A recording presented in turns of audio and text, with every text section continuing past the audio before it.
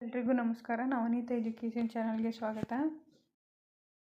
7ನೇ ತರಗತಿಯ ಸಮಾಜ ವಿಜ್ಞಾನದ ಭಾಗ 2ರ ಇತಿಹಾಸ ಭಾಗದ 15ನೇ ಅಧ್ಯಾಯವಾದಂತಹ ಸಾಮಾಜಿಕ ಮತ್ತು ಧಾರ್ಮಿಕ ಸುಧಾರಣೆಗಳು ಎಂಬ ಅಧ್ಯಯನವನ್ನು ಮಾಡ್ತಾ ಇದ್ದೀನಿ.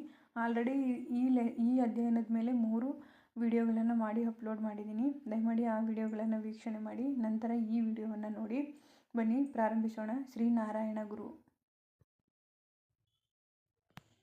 ಶ್ರೀ ನಾರಾಯಣ ಗುರು. ಶ್ರೀ ನಾರಾಯಣ ಗುರು ಓರ್ವ ಪ್ರಮುಖ ಸಂತ ಮತ್ತು ಸಮಾಜ ಸುಧಾರಕರಾಗಿ ಪ್ರಸಿದ್ಧಿಯನ್ನು ಹೊಂದಿದ್ದಾರೆ. ಅವರು 1854ರಲ್ಲಿ ತಿರುವಾಂಕೂರಿನ ಇಳವ ಸಮುದಾಯದ ಕುಟುಂಬವೊಂದರಲ್ಲಿ ಜನಿಸ್ತಾರೆ. ಈ ಥರ ಪ್ರಶ್ನೆ ಕೇಳಬಹುದು. ಶ್ರೀ ನಾರಾಯಣ ಗುರು ಅವರು ಎಷ್ಟರಲ್ಲಿ ಜನಿಸಿದರು ಮತ್ತು ಎಲ್ಲಿ ಜನಿಸಿದರು ಅಂತಂದರೆ 1854ರಲ್ಲಿ ತಿರುವಾಂಕನೂರಿನಲ್ಲಿ ಜನಿಸ್ತಾ ಹೋಗ್ತಾರೆ. ಅವರು ಯಾವ ಒಂದು ಸಮುದಾಯದಲ್ಲಿ ಜನಿಸ್ತಾರೆ ಅಂತಂದರೆ ಇಳವ ಅನ್ನೋ ಒಂದು ಸಮುದಾಯದಲ್ಲಿ ಅವರು ಜನಿಸ್ತಾ ಹೋಗ್ತಾರೆ. ಅವರು ಸ್ಥಾಪಿಸಿದಂತಹ ಒಂದು ಸಂಸ್ಥೆಯ ಹೆಸರೇನು ಅಂತ ಕೇಳಿದ್ರೆ ಶ್ರೀ ನಾರಾಯಣ ಧರ್ಮ ಪರಿಪಾಲನಾ ಯೋಗಂ. ಶ್ರೀ ನಾರಾಯಣ ಧರ್ಮ ಪರಿಪಾಲನಾ ಯೋಗಂ ಎಂಬ ಒಂದು ಸಂಸ್ಥೆಯನ್ನು ಸಹ ಅವರು ಪ್ರಾರಂಭ ಮಾಡ್ತಾರೆ. ಈ ಶ್ರೀ ನಾರಾಯಣ ಧರ್ಮ ಪರಿಪಾಲನಾ ಯೋಗಂ ಸಂಸ್ಥೆಯ ಸ್ಥಾಪಕರು ಯಾರು ಅಂತಂದರೆ ಶ್ರೀ ನಾರಾಯಣ ಗುರು ಅವರು. ಇವರು ಸಾಮಾನ್ಯ ಶಕ 1903ರಲ್ಲಿ ಇದನ್ನು ಸ್ಥಾಪನೆ ಮಾಡ್ತಾರೆ. ಎಷ್ಟರಲ್ಲಿ? 1903ರಲ್ಲಿ. ಯಾವಾಗ ಸ್ಥಾಪನೆ ಆಯಿತು ಶ್ರೀ ನಾರಾಯಣ ಧರ್ಮ ಪರಿಪಾಲನಾ ಯೋಗಂ ಅಂತಂದರೆ 1903ರಲ್ಲಿ ಸ್ಥಾಪನೆಯನ್ನು ಮಾಡ್ತಾರೆ. ಅದರ ಮೂಲಕ ಅವರು ಕೇರಳದ ಎಳವರು ಸೇರಿದಂತೆ ಹಿಂದುಳಿದ ಸಮುದಾಯಗಳ ಸಾಮಾಜಿಕ, ಆರ್ಥಿಕ ಮತ್ತು ಸಾಂಸ್ಕೃತಿಕ ಪ್ರಗತಿಗಾಗಿ ಅವರು ಶ್ರಮಿಸ್ತಾರೆ. ಜಾತಿ ಪದ್ಧತಿ, ಪ್ರಾಣಿ ಬಲಿಯನ್ನು ಅವರು ವಿರೋಧಿಸ್ತಾರೆ. ಮತ್ತು ಸಂಸ್ಕೃತ ಶಾಲೆಗಳನ್ನು ತೆರೆದ್ರ ಮೂಲಕ ಅವರು ಯಾವುದೇ ಜಾತಿ ಮತ ಭೇದವಿಲ್ಲದೆ ಪ್ರತಿಯೊಬ್ಬರಿಗೂ ಸಹ ಆ ಶಾಲೆಗಳಲ್ಲಿ ಪ್ರವೇಶವನ್ನು ನೀಡ್ತಾ ಹೋಗ್ತಾರೆ. ಅವರು ಸುಮಾರು 30ಕ್ಕೂ ಹೆಚ್ಚು ದೇವಾಲಯಗಳನ್ನು ಅವರು ಪ್ರಾರಂಭ ಮಾಡ್ತಾರೆ. ಎಷ್ಟು ದೇವಾಲಯಗಳನ್ನು? 30ಕ್ಕೂ ಹೆಚ್ಚು ದೇವಾಲಯಗಳನ್ನು ಅವರು ಪ್ರಾರಂಭಿಸ್ತಾರೆ. ಕೇರಳದ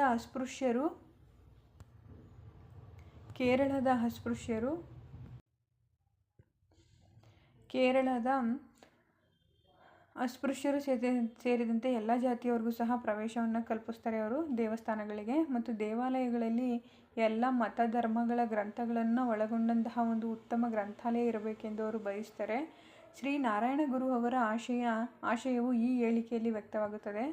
ಅವರು ಒಂದು ಸಂದೇಶವನ್ನು ನೀಡ್ತಾರೆ ನೋಡಿ. ಒಬ್ಬ ದೇವರು, ಒಂದು ಧರ್ಮ ಮತ್ತು ಒಂದು ಜಾತಿ, one god, one religion, one caste. ಅಂದರೆ ಅವ್ರು ಹೇಳೋ ಪ್ರಕಾರ ಒಬ್ಬರೇ ದೇವರು ಇರಬೇಕು, ಒಂದೇ ಧರ್ಮ ಇರಬೇಕು ಮತ್ತು ಒಂದು ಜಾತಿ ಇರಬೇಕು ಅಂತ ಅವರು ತಮ್ಮ ಆಶಯವನ್ನು ವ್ಯಕ್ತಪಡಿಸ್ತಾ ಹೋಗ್ತಾರೆ ಈ ಹೇಳಿಕೆಯ ಮೂಲಕ. ಇವರ ಪ್ರಭಾವ ಕರ್ನಾಟಕದ ಮೇಲೂ ಉಂಟಾಗಿರೋದನ್ನು ನಾವು ಗಮನಿಸಬಹುದು. ನಾರಾಯಣ್ ಗುರು ಅವರು ಸಾಮಾನ್ಯ ಶಕ 1928ರಲ್ಲಿ ನಿಧನವನ್ನು ಹೊಂದುತ್ತಾರೆ. ಮಹಿಳಾ ಸಮಾಜ ಸುಧಾರಕಿಯರು: madam HP Blavatsky, Annie Besant, Savitribai Phule, Tarabai Shinde, Pandit Ramabai ಮುಂತಾದವರು ಭಾರತದ ಪ್ರಮುಖ ಸಮಾಜ ಸುಧಾರಕರು. ಮೊದಲನೇದಾಗಿ ನೋಡೋದಾದರೆ ಸಾವಿತ್ರಿಬಾಯಿ ಫುಲೆ. ನಾವು ಆವಾಗಲೇ ಸತ್ಯಶೋಧಕ ಸಮಾಜವನ್ನು ನೋಡಬೇಕಾದ್ರೆ ಇವ್ರ ಬಗ್ಗೆ ಸ್ವಲ್ಪ ಓದಿದ್ವಿ ನೋಡಿ. ಸಾವಿತ್ರಿಬಾಯಿ ಫುಲೆ ಭಾರತದ ಪ್ರಸಿದ್ಧ ಸಮಾಜ ಸುಧಾರಕರು ಹೌದು, ಶೈಕ್ಷಣಿಕ ಸುಧಾರಕರು ಹೌದು, ಹಾಗೂ ಒಬ್ಬರು ಕವಿಯತ್ರಿಯೂ ಸಹ ಆಗಿರ್ತಾರೆ. ಇವರು ತಮ್ಮ ಪತಿ ಜ್ಯೋತಿಬಾ ಫುಲೆ ಅವರೊಡಗೂಡಿ ಪುಣೆಯಲ್ಲಿ ಬಾಲಕಿಯರ ಶಾಲೆಯನ್ನು ಇವರು ಆರಂಭಿಸ್ತಾರೆ. ಎಲ್ಲಿ? ಪುಣೆಯಲ್ಲಿ ಇವರು ಬಾಲಕಿಯರಿಗಾಗಿ ಒಂದು ಶಾಲೆಯನ್ನು ಇವರು ಪ್ರಾರಂಭ ಮಾಡ್ತಾರೆ. ಮತ್ತು ತಾವೇ ಸ್ವತಃ ಶಿಕ್ಷಕಿಯಾಗಿ ಅವರು ಅಲ್ಲಿ ಕಾರ್ಯವನ್ನು ಸಹ ನಿರ್ವಹಿಸ್ತಾರೆ. ಬಾಲ ವಿಧವೆಯರಿಗಾಗಿ ಪುನರ್ವಸತಿ ಕೇಂದ್ರಗಳನ್ನು ತೆರೆಯುವ ಮೂಲಕ ನಡೆಯುತ್ತಿದ್ದಂತಹ ಶಿಶು ಹತ್ಯೆ ಪ್ರಕರಣಗಳನ್ನು ಇವರು ಕೊನೆಗಾಣಿಸಲು ಪ್ರಯತ್ನವನ್ನು ಮಾಡ್ತಾರೆ.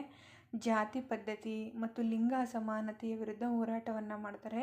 ಲಿಂಗ ಅಸಮಾನತೆ ಅಂತಂದರೆ ಗಂಡು ಮೇಲು ಹೆಣ್ಣು ಕೀಳು ಎಂಬ ಭಾವನೆಯನ್ನು ಇವರು ಸಮಾಜದಲ್ಲಿ ತೊಡಿಬೇಕು ಅನ್ನೋ ಒಂದು ಪಣವನ್ನು ತೊಡ್ತಾ ಹೋಗ್ತಾರೆ. ಅದರ ವಿರುದ್ಧ ಹೋರಾಟವನ್ನು ಸಹ ಮಾಡ್ತಾರೆ. ಅದಕ್ಕಾಗಿ ಅವರು ಸಮಾಜದ ವಿರೋಧವನ್ನು ಸಹ ಎದುರಿಸಬೇಕಾಗುತ್ತೆ ಆ ಸಮಯದಲ್ಲಿ. ನೆಕ್ಸ್ಟು ಪತಿ ಜ್ಯೋತಿಬಾ ಫುಲೆಯ ಸಾಮಾಜಿಕ ಹೋರಾಟಗಳಲ್ಲಿ ಹೆಗಲಿಗೆ ಹೆಗಲು ಕೊಟ್ಟು ದುಡಿತಾರೆ ಇವರು. ಅವರ ಸಾವಿನ ನಂತರ ಅಂದರೆ ಜ್ಯೋತಿಬಾ ಫುಲೆಯ ಸಾವಿನ ನಂತರ ಸತ್ಯಶೋಧಕ ಸಮಾಜವನ್ನು ಮುನ್ನಡೆಸ್ತಾ ಹೋಗ್ತಾರೆ ಇವರು. ಪ್ಲೇಗ್ ಎಂಬ ಮಹಾಮಾರಿಯ ರೋಗಕ್ಕೆ ತುತ್ತಾದವರ ಸೇವೆಯನ್ನು ತಮ್ಮ ಮಗನೊಡನೆ ಸೇರಿ ಮಾಡುತ್ತಿರುವಾಗಲೇ ಪ್ಲೇಗ್ ರೋಗಕ್ಕೆ ಇವರು ತುತ್ತಾಗ್ತಾರೆ. ಇವರ ಎಲ್ಲ ಹೋರಾಟಕ್ಕೆ ಜೊತೆಯಾಗಿದ್ದಂತಹ ಒಬ್ಬಳು ಸ್ನೇಹಿತೆ ಅಂತಂದರೆ ಅದು ಫಾತಿಮಾ ಶೇಖ್ ಅಂತ ಹೇಳಿ. ಇದು ಪ್ರಶ್ನೆ ಆಗಬಹುದು. ಫಾತಿಮಾ ಶೇಖ್ ಅಂತ ಹೇಳಿ ಅಂದರೆ ಸಾವಿತ್ರಿ ಫುಲೆಯವರ ಎಲ್ಲ ಹೋರಾಟಕ್ಕೆ ಜೊತೆಯಾಗಿದ್ದ ಸ್ನೇಹಿತೆ ಯಾರು ಅಂತಂದರೆ ಫಾತಿಮಾ ಶೇಖ್ರವರು. ನೆಕ್ಸ್ಟು ತಾರಾಬಾಯಿ ಸಿಂಧ್ಯೆ. ತಾರಾಬಾಯಿ ಸಿಂಧ್ಯೆ ಮಹಾರಾಷ್ಟ್ರದ ಮೊದಲ ಮಹಿಳಾ ಹೋರಾಟಗಾರ್ತಿ. ಮಹಾರಾಷ್ಟ್ರದ ಮೊದಲ ಮಹಿಳಾ ಹೋರಾಟಗಾರ್ತಿ ಯಾರು ಅಂತ ಪ್ರಶ್ನೆ ಆಗಬಹುದು. ತಾರಾಬಾಯಿ ಸಿಂಧ್ಯೆ ಅವರು. ಜ್ಯೋತಿಬಾ ಫುಲೆಯವರ ಸತ್ಯಶೋಧಕ ಸಮಾಜದ ಸಕ್ರಿಯ ಸದಸ್ಯರಾಗಿ ಇವರು ಸಾಮಾಜಿಕ ಹೋರಾಟಗಳಲ್ಲಿ ತಮ್ಮನ್ನು ತೊಡಗಿಸ್ಕೊಳ್ತಾ ಹೋಗ್ತಾರೆ. ಬಾಲ ವಿಧವೆಯರ ರಕ್ಷಣೆ ಮತ್ತು ವಿಧವಾ ಪುನರ್ವಿವಾಹಕ್ಕೆ ಹೆಚ್ಚು ಬೆಂಬಲವನ್ನು ಇವರು ನೀಡ್ತಾ ಹೋಗ್ತಾರೆ. ಇವರು ಒಂದು ಕೃತಿಯನ್ನು ಬರೀತಾರೆ. ಆ ಕೃತಿಯ ಹೆಸರು ಬಂದು ಸ್ತ್ರೀ ಪುರುಷ ತುಲನಾ ಅನ್ನೋ ಒಂದು ಕೃತಿಯನ್ನು ಬರೀತಾರೆ. ಈ ಒಂದು ಕೃತಿಯಲ್ಲಿ ಅವರು ಮಹಿಳೆಯ ಶೋಷಣೆಯನ್ನು ಉಗ್ರವಾಗಿ ಪ್ರತಿಭಟಿಸ್ತಾ ಹೋಗ್ತಾರೆ. ಮುಂದೆ ಪಂಡಿತ್ ರಮಾಬಾಯಿ. ಪಂಡಿತ್ ರಮಾಬಾಯಿ ಅವರು ಭಾರತದ ಪ್ರಸಿದ್ಧ ಕ್ರೈಸ್ತ ಸಮಾಜ ಸುಧಾರಕಿ. ಭಾರತದ ಪ್ರಸಿದ್ಧ ಕ್ರೈಸ್ತ ಸಮಾಜ ಸುಧಾರಕಿ ಯಾರು ಅಂತಂದರೆ ಪಂಡಿತ್ ರಮಾಬಾಯಿ ಅವರು. ಇವರು ಅನಂತಶಾಸ್ತ್ರಿ ಢೋಂಗ್ಸೆ ಹಾಗೂ ಲಕ್ಷ್ಮೀಬಾಯಿ ಅವರ ದಂಪತಿಗಳ ಪುತ್ರಿಯಾಗಿ ಇವರು ಜನಿಸ್ತಾರೆ. ಇವರು ಪಶ್ಚಿಮ ಘಟ್ಟದ ಗಂಗಾಮೂಲ ಎಂಬಲ್ಲಿ ಇವರು ಜನಿಸ್ತಾ ಹೋಗ್ತಾರೆ. ಇವರ ತಂದೆ ಹೆಸರು ಬಂದ್ಬಿಟ್ಟು ಅನಂತಶಾಸ್ತ್ರಿ ಢೋಂಗ್ಸೆ ಅಂತೇಳಿ, ತಾಯಿ ಹೆಸರು ಲಕ್ಷ್ಮೀಬಾಯಿ ಅಂತ ಹೇಳಿ. ಇವರು ಅಂದಿನ ಸಾಮಾಜಿಕ ಪರಿಸ್ಥಿತಿಗೆ ವಿರುದ್ಧವಾಗಿ ಶಿಕ್ಷಣವನ್ನು ಪಡಿತಾ ಹೋಗ್ತಾರೆ. ಇಂಗ್ಲೆಂಡಿನಲ್ಲಿ ಇವರು ಓದಬೇಕಾದ್ರೆ ಕ್ರೈಸ್ತ ಧರ್ಮಕ್ಕೆ ಮತಾಂತರವನ್ನು ಹೊಂದುತ್ತಾ ಹೋಗ್ತಾರೆ ಇವರು. ಜೊತೆಗೆ ಭಾರತೀಯ ಮಹಿಳಾ ಉದ್ಧಾರಕ್ಕಾಗಿ ತಮ್ಮ ಜೀವನವನ್ನೇ ಮುಡಿಪಾಗಿಟ್ಟಂತಹ ಒಬ್ಬ ಶ್ರೇಷ್ಠ ಮಹಿಳೆ ಪಂಡಿತ್ ರಮಾಬಾಯಿ ಅವರು.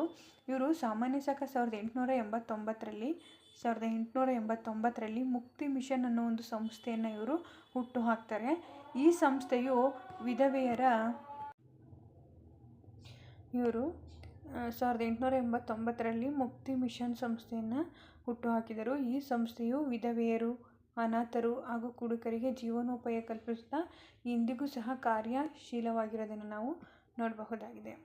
ಧನ್ಯವಾದಗಳು.